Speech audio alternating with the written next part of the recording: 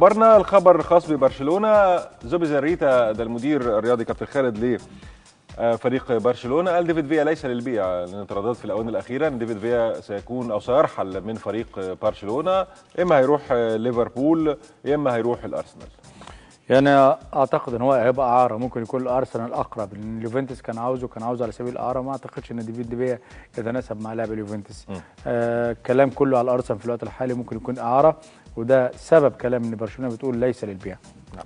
الخبر الثاني خاص بكرويف بيقول الفجوه بين ريال مدريد وبرشلونه بتضعف الدوري، 16 نقطه ما بين الاثنين، بتضعف الدوري حتى تسويقيا ما بين ريال مدريد وبرشلونه والليجا الاسبانيه، ومشاهده ومتابعه. صحيح. حاجات كتيره جدا بالنسبه ان انت الفجوه كبيره جدا ما بين الريال وبرشلونه، بتتكلم على 16 بونت، ونفس الموضوع كمان ما بين اتلتيكو مدريد وما بين الريال 7 بونت. لا كتير جدا اكيد.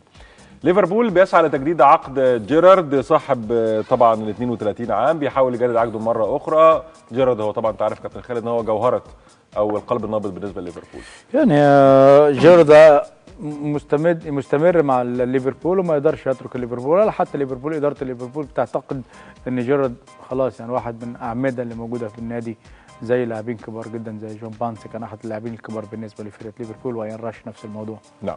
مانشستر سيتي بيبيع لاعبيه، دي تقارير انجليزيه بتقول ان مانشستر سيتي بيدفع اكثر من 200 مليون باوند في اجور اللاعبين، هيبيع بعض اللاعبين منهم جيمس ميلنر، منهم جاريث باري، منهم بالوتيلي، دي الاحتمال، او ليسكوت، الاحتمال كتير جدا تكون هذه اللاعبين معروضين للبيع. هو كولاروف، ليسكوت، ميلنر، باري، بالوتيلي، اقرب 5 لاعبين موجودين للبيع في الوقت الحالي، يمكن في فتره الشتويه كمان عشان يقدروا يضخوا بعض الاموال ويقدروا يعملوا صفقات. بس فيها غريبه برضو، يعني نيمار ممكن يوصلوا 60 مليون او 55 مليون يورو، وبنبيع 4 5 لعيبه كلهم ما يجيبوش شيء، ينفع شاله بالوتيل الوحيد بس. كولاروف ما يجيبش 2 3 مليون، ليسكوت 2 3 مليون. جاريث باري ممكن يجيب معاه يعني شويه. جاريث باري خلاص كبر في السن، يعني ما اعتقدش ممكن يجيب له 4 5 مليون باوند. نفس الموضوع جيمس ميلنر، يعني ما يزيدش على 5 6 مليون باوند. انا بكلمك بعقليه السيتي، يعني 5 6 مليون باوند بالنسبه لناس كتير جدا، انما دي عقليه السيتي يعني. اكيد.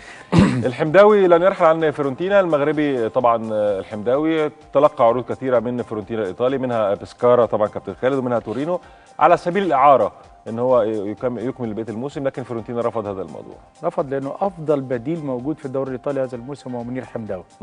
كل ما ينزل كل مباراه بيحرز هدف او هدفين، واهدافه مؤثره جدا، يا اما التعادل يا اما المكسب بالنسبه لفيورنتينا. احد اللاعبين المهمين جدا. مشكله حمداوي حاجه واحده بس في فرنسا او فلورنس اللي هي موجوده فيها مدينه فيورنتينا. ده كلام على عادل تعربت النهارده في الحوار بتاعنا هنتكلم عليه.